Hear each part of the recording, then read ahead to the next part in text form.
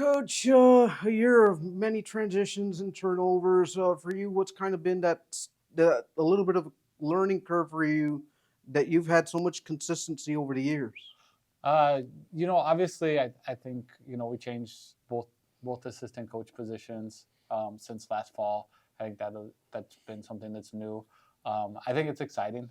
Daniel and Maida both they're awesome and they're doing an amazing job, and it's just fresh energy, and sometimes programs need that, and that's really what they've been. They've just been a breath of fresh energy and do everything that we ask them to do. And I just feel like they're passionate about it right now and passionate about being here at UTRGV and growing this program into the next phase.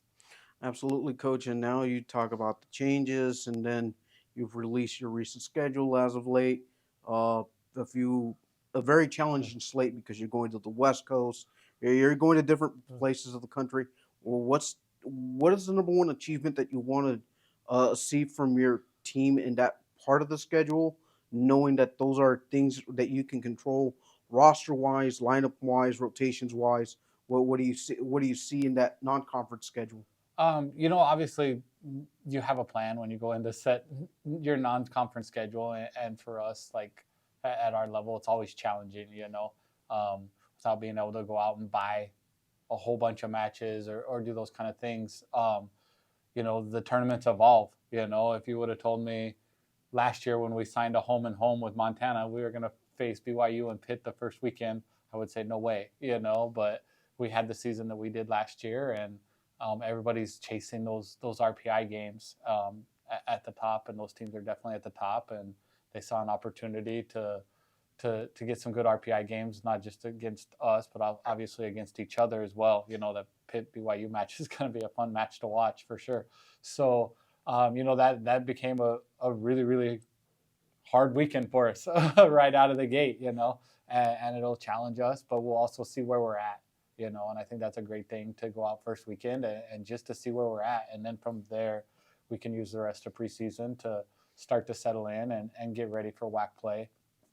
And like you said, a lot of new faces on the team. So we'll run a bunch of different lineups like we did last year during the first 4 weeks. And, hopefully something clicks at some point. And I feel like that's really what we did uh, last preseason. We had a different lineup almost every match, every game out. Everybody played. A lot of people played. And, as we got turned the corner right into the WAC schedule, we just found something that worked for us. We saw some things at the Texas Tech tournament and saw some little adjustments we could make, and we just ran right into WAC play, and it just clicked from there. So I think we'll kind of do similar things this year.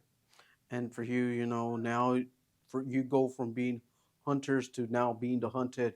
What kind of pressures do you like having with that type of energy that comes along with it?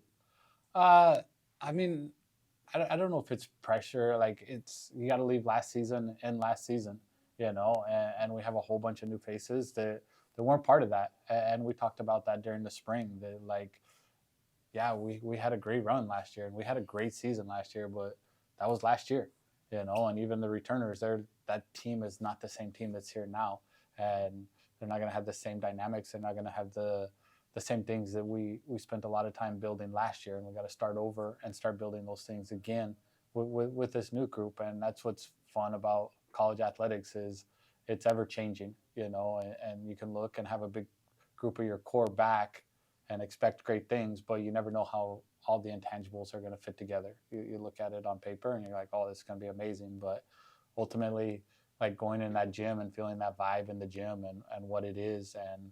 And I really feel that at the mid-major level, the teams that are really successful, they have something that's just beyond talent, and you coach those teams and they come along and right away that this team has that whatever it is.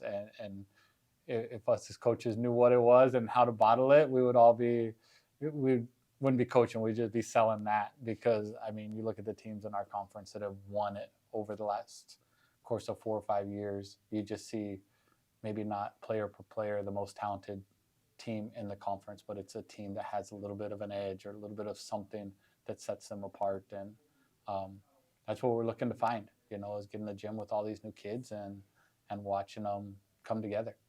Absolutely. Thank you, Coach. Thank you.